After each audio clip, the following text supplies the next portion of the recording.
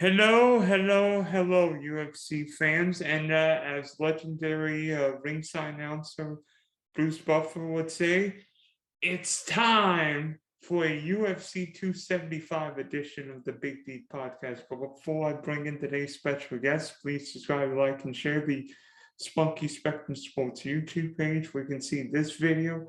Got a whole bunch of content coming the next week or so can't wait to tell you. Also, check out the Big D podcast, Spotify, and Apple.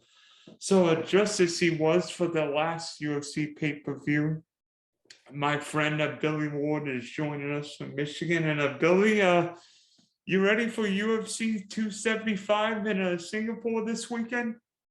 Yeah, I'm super excited for this one. I'm not sure if I mentioned it last time. I qualified for the DraftKings Fantasy World Championship, and this is round one of the finals. So it's basically a cash game. We got 70 people that qualified, 30 of those get through to the next round, and I could not be more excited for this one. A lot on the line for me. Yeah, we're going to talk about that in a little bit, but at 205 pounds, the main event of the evening is the light heavyweight championship between Grover Teixeira and let me see my poll, and Jiri Procházka. Procházka. Procházka. I don't know, something like that. I'm not perfect on it, but I'm not either. My Czech Republic skills should be better, but anyway, Glover won the light heavyweight belt last year at became the oldest UFC fighter to finally win a championship belt and is fighting at 42. And Jiri is one of these young up and comers, third UFC bout, but brings a lot of potential, a lot of skill. What do you see in the main event on Saturday night? yeah, it's an interesting one because if you would have asked me this about Glover's last fight, I would have said he's probably just a little bit too old and the game's passed him by. And I probably would have said that 2 or 3 fights before that too. But yet here we are with him as the champion and on a win streak. But, I'm going to go back to the well. I just think Yuri's going to be too much for him. He's big, he's fast, he's athletic, he hits like a truck. Could Glover catch him in a submission at some point? Probably. But I think Yuri's going to be able to keep the range. He's got 4 inches in reach. He's an inch taller. I think he's going to be able to keep the range and hit him. I think he's going to be a lot faster. And if Glover takes a bad shot or tries to dive in and make it a grappling match, that's when he gets knocked out. I've got Jiri by knockout as probably the likeliest way this one goes, especially for 5 rounds. As long as he can survive on the ground, he gets stood back up 4 different times. So that'll give him another few chances to land big shots. Are you worried about Yuri's lack of experience? Because Glover's been there many times. He's fought the big guys. He fought John Bones Jones. He fought Rashad Evans. He fought Gustafsson. He fought everybody the UFC can throw at him. Well, this is Yuri's only 3rd UFC fight. Yeah, he's the hot newcomer from the Czech Republic. But is this a little early, or is Jiri going into the prime of his fighting career and ready to take that next step? I mean, we can debate whether it's early in terms of like whether he deserves it or not, but in terms of his ability and being ready, yeah, I mean, the guy opened as a -200 favorite. He clearly deserves to be here. If you look at his pre-UFC career, he was fighting guys who had success in the UFC. He knocked out King Mo. He knocked out CB Dalloway. Like, he's been fighting high-level guys, and he has over 30 pro MMA fights. So it's not like this is his 3rd fight. This is just his 3rd fight under the UFC banner. And, once John Jones kind of left the division, there's a big void at the top there.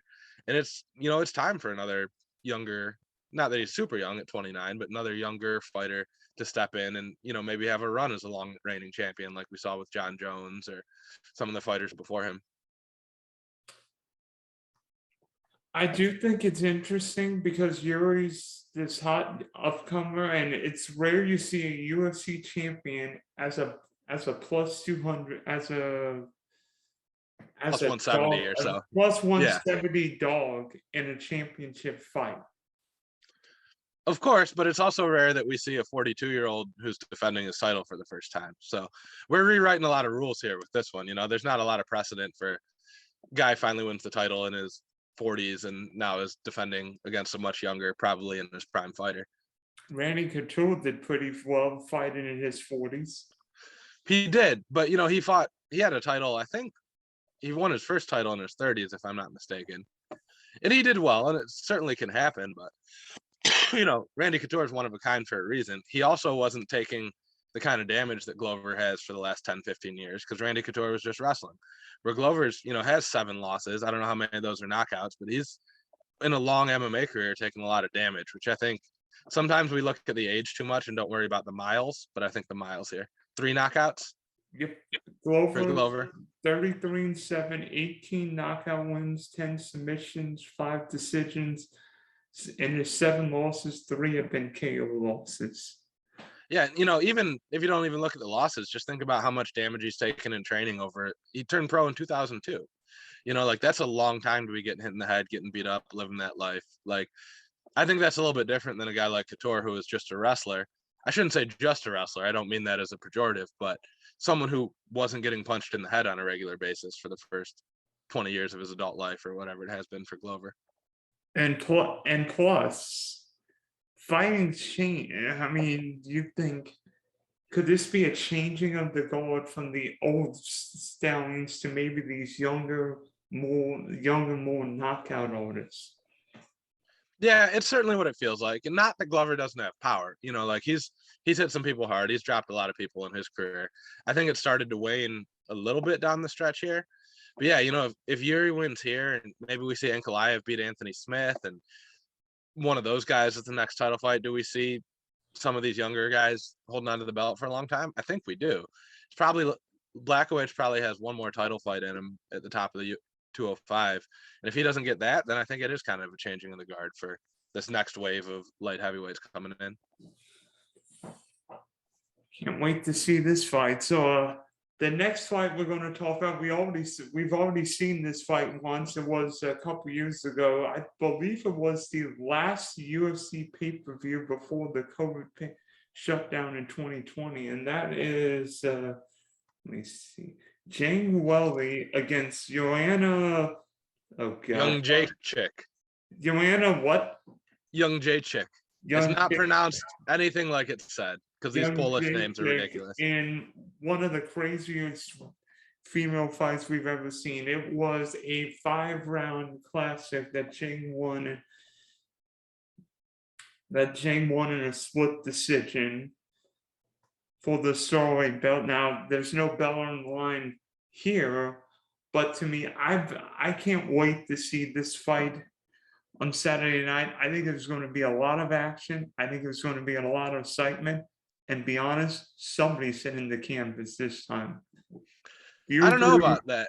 I think they're both so durable that I actually just recently rewatched their first fight yesterday, and there were stats popping up during the fight all the time, like most ever strikes thrown between 2 fighters in the first round or first 10 minutes or whatever. But they're both just so durable that, you know, it wouldn't surprise me. It is kind of a shame that it's only 3 rounds this time. You know, I understand, because this pay-per-view would go about 9 hours if we had a third 5-round fight. But it would be interesting to see what happened, because Joanna came on, I think, really strong in the later rounds of those fights after having a rough early going. So I think that favors Zhang a little bit.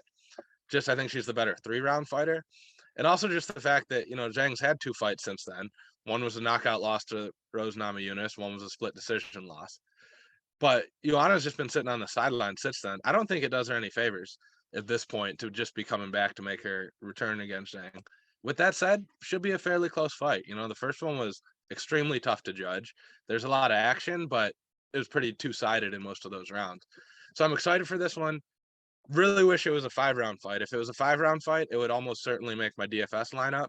With it only being 3 rounds with some of the other options, I'm not sure that that's the case this time. But, you know, that's a later in the week decision for me. Could this be more of a fight where you want one of the fight, where maybe not for us because you're in a tournament with 69 other players. I'm usually a cash player who plays some satellites. Maybe this is more of a lineup where if you were like splitting, you might have half Joanna and half Shane. Because this feels like a fight where if you've got the winner, she's going to put up a huge amount of points. Yeah, that was my initial read. And I was looking at the total stats and stuff for the 3-round or for the 5-round fight. I don't know if that's the case with it being 3 rounds. I think you can reasonably not play this fight and not. I wouldn't call it a mistake. It might end up being wrong, but I don't think it's a mistake to fade this one. Just because if Zhang performs as the betting odds would have you believe she does, and gets the win at 8,800, she's got to do a lot, and 3 rounds isn't nearly as much time as she had before. I'm checking the score right now, but in her last fight, she only scored 104 points in a 5-round decision win over Joanna. And again, that's 5 rounds. So if we cut 2 rounds off of that, could she win but not end up in the best lineups? I think she almost certainly could. And then she's also a little pricey.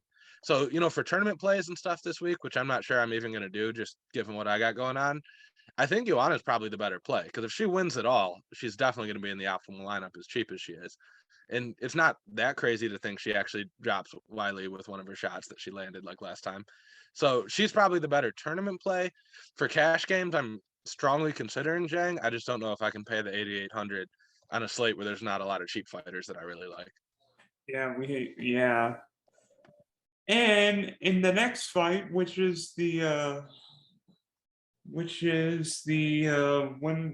another championship fight between Valentina Shevchenko and Tyler Santos. I hope I got that name right, Tyler Santos. Why are you giving me the tough names this week? We see ultimately not just one of the best, but maybe the best female fighters in the world. Amanda Nunes might have something to say about it, but we'll save it for another episode. But Shevchenko feels like the queen of the 125-pound division, right? Yep, 125.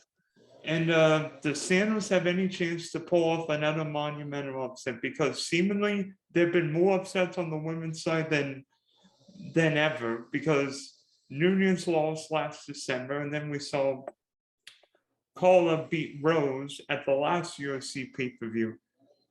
Could there be more ups? Could there be another shocker in Singapore? Or will I'm interested in that angle on this one. We've seen it way back when with Ronda Rousey's first loss. She was like a minus 1,000 favorite, and it seemed like no one was ever going to beat her. But if we've learned anything, it's that these long title reigns eventually do come to an end, and someone comes in and just usually with a big upset puts it to an GSP finally lost, and all these guys, pretty much everyone other than John Jones has just beat himself. But I wouldn't shock me. This is one. The tournament I'm in is basically a cash game like you usually play. This is one where I think I'm just going to play both of them and not worry about it. Shevchenko has some stopping power, but Santos has never been stopped, and she's great on the ground. If you look at Shevchenko's finishes, you're seeing ground and pound, elbows from crucifix, ground and pound from crucifix, stuff like that. I don't think she's going to work Tyla like that if it gets to the ground. So should Shevchenko be the favorite? Absolutely. She's probably going to win. But I think this is one where Santos could put up a good fight and get kind of a moral victory here, even if she doesn't win. But also is the cheapest fighter on the slate from a DFS standpoint. I think she almost certainly lives up to her salary at the very least. Yeah, to me, we've seen, and you've mentioned to me a couple of times that like female fights are tough because there's not always a lot of excitement. Of course, the last fight we talked about did bring plenty of excitement 2 years ago, but to me, Zinchenko feels like more of a safe fighter. She doesn't feel like the most aggressive female. And if this fight goes 4 or 5 rounds, or even decision, maybe, even if Santos loses this fight at 6,600, if she put up 50, 60 points in a loss, that's not going to kill you. You can't have the main event fighter scoring 2 points for you because that happened to me last week, and we know what happened. Right. And that's why, we talk about it. For those that don't know, I do a podcast with the Action Network where we cover UFC type stuff. And that's when we talk about all the time. And my co-host there really tipped me off to it. But if you look at the stoppage odds on a lot of these female fights, they're overwhelmingly likely to go to a decision. So if you're looking for an underdog for a cash game where you just need some points, you're not expecting them to put up a huge performance, but you just need some points. I want the underdog that's going to be in there for 15, or if we're lucky, 25 minutes, just because she's bound to rack up some kind of scoring here. And, you know, I honestly do think Santos has a better shot than people are giving her credit for. I don't have a lot of good reasons other than like gut feeling, and this just seems to happen, as you pointed out, specifically with female fighters. But, you know, everyone's reign comes to an end at some point, and I'm just going to make it easy on myself and probably play both of them for cash games. You know, we usually want to play both 5-round fighters when there's only one. It's a little bit trickier when there's 2 5-round fights on the card. But with the Glover Jiri fight just being so much more likely to end early, which means one of them has a disappointing score, this is the one where I prefer playing both of them. Agreed, particularly when one of them is so enormously priced and one of them is so cheap. You've got to find value somewhere, because you know somebody's going to win. One of these early fights is going to end in a knockout, and you need that fighter. And then you're going to need somebody in the main event, because if you get a 5-round fight and both fighters are landing haymakers and putting up big scores, well, then you're going to need both fighters then. Yeah, and this is another one where it's good to consider the weight classes. If you look at basically the heavier the weight class is, between whether it's male or female, the less total strikes and total volume there is, but the more points come from knockdowns, knockouts, and stuff like that. But when there's volume is how you're scoring the points, that means both fighters are scoring more or less, unless one fighter is just, you know, eating it the whole time. But when it's one fighter gets most of their points from a knockout, that means that the other fighter usually has a pretty disappointing score. So if we're going to stack fighters like that in the same fight, we usually want smaller fighters and fighters with higher volume numbers. And, you know, Shevchenko actually doesn't throw that much volume. Obviously, she has great finishing ability, especially relative to the rest of the division. And Santos has a little bit above that average volume, really aggressive grappling, and good power for her own right. So it's a good one, I think. I think it's going to produce a lot of total points. I'm not sure exactly how they'll be distributed, but I don't want to have to worry about it.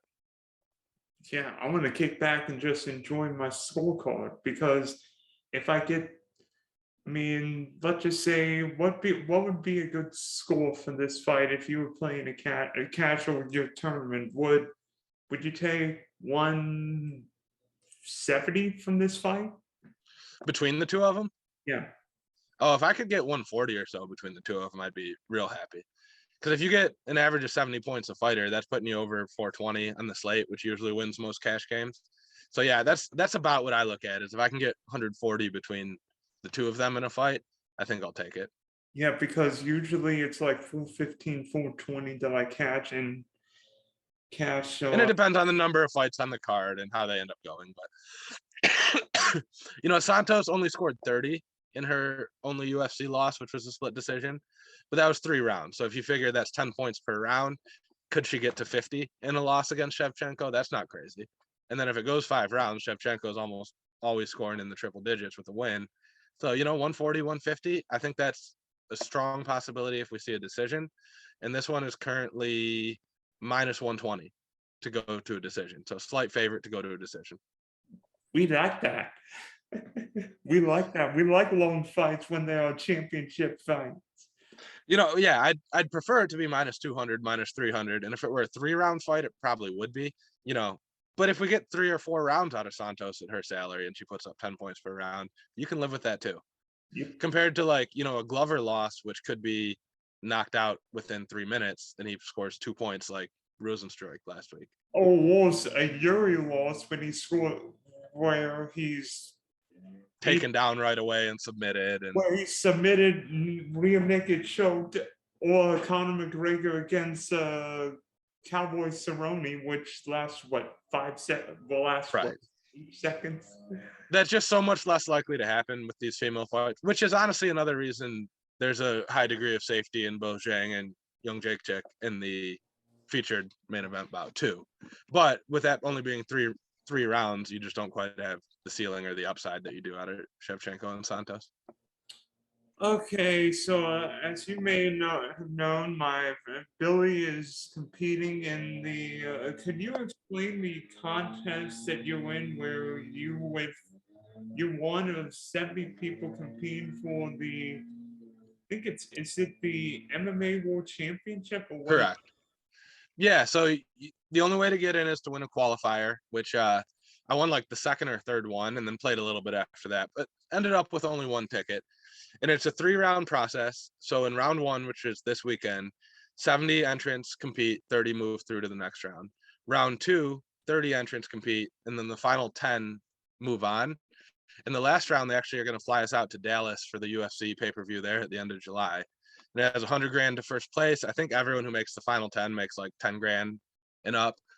So it's interesting though, because this first round is effectively a cash game. If you guys play like the $50 double ups, those are 68 entrances and 30 cash. This is 70 and 30 cash. So a hair tighter than the standard cash game on DraftKings, but pretty much that. Then, you know, the next one is a triple up. It's 1 out of every 3 people make through. And then the final one is a 10-person GPP. So it's going to, you know, really test everyone in it on how to adapt their strategy for those different types of contests. And unfortunately, it's all people who've won a tournament to get here in the first place. So it's going to be a pretty tough field. It's not like, you know, 69 other random people that I'm playing against. But it'll be interesting. I think, you know, Dylan and I always talk about cash games, and we're 2 of the very few people that really like MMA cash games. So I think that puts me in a good spot this first week. But we'll see. Yeah, it's going to be interesting because, I mean, do you know how many of these players you actually know, or are they just people who just got lucky, or these actually the MMA DFS grinders? There's a lot of big names on there. Like, I'm sure everyone who plays DFS is familiar with Osimo. He's got a couple. Hoop 2410, who actually lives relatively close to me here in Michigan. He's another like big name DFS guy. A lot of them are real big names in DFS, but I don't think they're necessarily MMA specialists. I think Ship My Money, Adam Shearer on Twitter, if anyone follows him, has a seat or two. McLovin, like a lot of those big names and recognizable people that are just winning all the tournaments. I do think there's a few of us that are more MMA people versus just DFS people. That'll probably be an edge because, you know, Osimo has 100 grand winnings like every weekend. It's no big deal to him. So Yeah. for someone like me where that 100 grand means a lot more, and, you know, I'm an MMA specialist, I think there's an edge there. But I am sure that some of the people in there just kind of made a lineup on their phone one day and it happened to win the qualifier, and here they are. So I'm sure it'll be a good mix. It'll be interesting to see who the final 10 is, and hopefully I'm one of them and get to meet these people in person. How much do the top 30? How much do the top 30 who advance this week get? Because I heard you tell me they get, everybody who makes it through this week gets like a couple grand.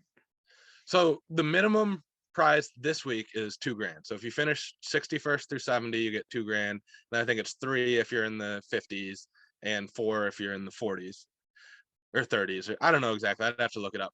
But I know everyone that makes it through this round gets at least 5K. But you don't get paid out until you lose, basically, or the very last round. So it's a minimum, I believe, of 5K if you make it through this round. And then the final 10, it's either like 7,500 or 10 grand minimum with 100K to first place. So obviously shooting for first, but I would be very happy if I made it to that final 10 and got to go sit front row to UFC while sweating out, you know, a huge contest. Yeah, and hoping your fighters all win, because then if your fighters all win, not only do you probably have bets on them, but you could rake in the chips too. Well, honestly, if I'm making it to the final 10, I'm probably going to bet against every fighter I have just as a hedge. Reverse jinx, always win. Not even that. I just want to make sure I walk away with some money, you know? So if you throw a couple $100 on the opponent of each of your fighters, either you get the fantasy points or you get paid out right away. Because, you know, at this point in my life, 100K would be a huge amount of money. So, you know, I'd rather have a better shot at making 90 than a worse shot at making 100 if anyone follows the math on that one. Yeah. So with a lot of DFS guys, you know, Osimo's got some kind of wheel optimizer, you know, all the Ship My Money plays on Osimo's got an optimizer. To me, one thing I've noticed when playing DFS is is how people optimize lineups, and what optimizer is the best to use, maybe not for UFC, but in general, because I've used fantasy lands, I've used Ultima. I think they've got different strengths, different weaknesses, but what optimizer is the best to use? Well, one thing before I jump into that too much, we need to make a distinction between whether we're using someone's projections or actually the optimizer tool. Because I think the optimizer tool, there are various strengths and weaknesses, and the vast majority of the time is going to come down to a personal preference because they all do more or less the same things. I definitely prefer fantasy labs, but the only thing I really ever do mass lineups for is MMA, and I'm really familiar with how to make those do what I want. But if you're making a couple of lineups or even 10 or 20 and you're doing that by hand, it's really not the optimizer that matters, it's the projections.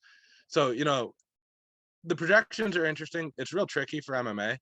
I've got a math background, but the way that MMA fight scoring is distributed is a lot different than it is for most sports, just because so much of the scoring is tied up in the win. And I think, most of the optimizers or the projections we're looking at just really base it heavily off the Vegas lines, where guys like you and I who follow the sport real closely understand where there's some weaknesses in that. So I know I'm not directly answering your questions, but I am a Fantasy Labs employee. So I'm just going to throw that out there that at least for MMA, I swear by the Fantasy Labs one. Like, I qualified for this contest with a lineup I would not have hand built, but the Fantasy Labs optimizer built for me. And it still comes down to what you're able to do with it and how you can bend the rules of the optimizer. But we just need to make sure we're distinguishing between the optimizer tool itself or the projections that feed into it. Yeah, I mean, I think it also varies if you've got a formula, because if you're doing like 150 NFL classic entries, that's where the optimizer will help you, because of you can like program the optimizer and find little nuances there. I find with Showdown it is very hard for just one person to win, because I've tried to do optimizers for like the Super Bowl or like Yeah. the first NFL season opener, and nobody's winning outright. I think there were like 10 or 12 people who shared the game one in the NBA Finals, DK Millionaire, last week. So optimizers are fun, and I think there are all some tidbits to learn from them. Well, and you got to keep in mind with stuff like that, where just not getting duplicated is such a big issue, that other people are using that optimizer too. Nobody built this optimizer just for you, whoever you are listening. So unless you really go out of your way to control for that, you're going to get duplicated in like big stuff like that. I don't really like those kind of contests. And we run into that a little bit for MMA. If you look at like those, $15, $100K to first contests, like especially on smaller cards, those get chopped a lot.